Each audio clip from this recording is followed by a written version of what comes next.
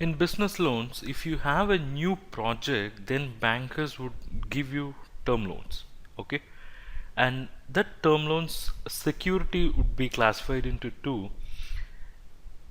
If any assets are created out of the loan, it will be called as primary security, which are created out of loan. But apart from that security, the banks will also be insisting on some additional security, and the term used for additional securities are collateral securities, which can be either given by the promoters or third parties. Third parties will be very selectively accepted by the bankers. They'll be insisting that it should come from promoters or close relatives of promoters. So for new projects, term loans are available, it is possible, and the security aspects only touched here, not the other aspects. We'll have the other aspects in the subsequent sessions. And for existing business also, term loans can be provided. It can be for expansion purpose, I mean you add your capacity, or it can be for replacement, I mean you are going to purchase new machinery instead of the old one, or you get into a diversifying activity, or it can be even backward integration or forward integration. So the term loans would be available for existing business for all these kind of activities also. And the other kind of business loan is working capital loan, and it is available for both the new projects as well as our new business as well as the existing business. For existing business, it would be provided immediately, whereas for the new business, they'll be interested in knowing how the business picks up, and probably they'll have it in stage wise. So working capital loans is also available for routine operations. So what do I mean by routine operations? For routine operations, I mean the funds can be locked for routine operations, or the business would be requiring certain amounts of funds to meet the routine operations always.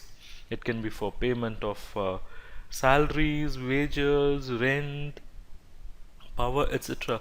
So for all this purpose, the business should be required to maintain certain amount of cash. So working capital loans can be, or it is possible, working capital loans are available for funding the routine operations where the funds have to be locked.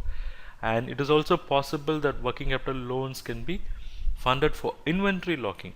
I mean, in business practice, you may have to keep certain amount of inventory as raw material for consumption purpose.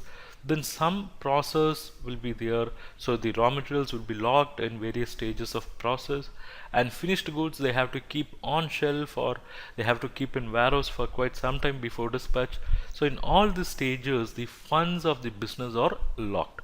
So the banks would fund that also through working capital loans, and they would also fund for receivable locking. That is, you make the sale, you get the money only after 30 days, 45 days, 60 days, depending upon the credit period. So all these days the funds are locked outside the business, so the banks would consider funding them also. So we have just understood that there are two kinds of loans. One is term loan and the other one is working capital loan.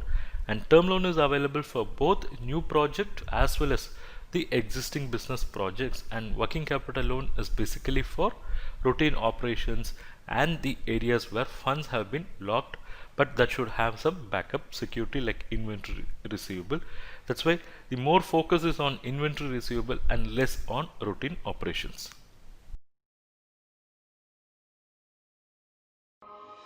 Are you struggling in understanding banking credit related matters like financial ratio analysis, cash flow and fund flow analysis, fund-based and non-fund-based products, term loan appraisal? Then this course is for you. Banking credit analysis process. Enroll now.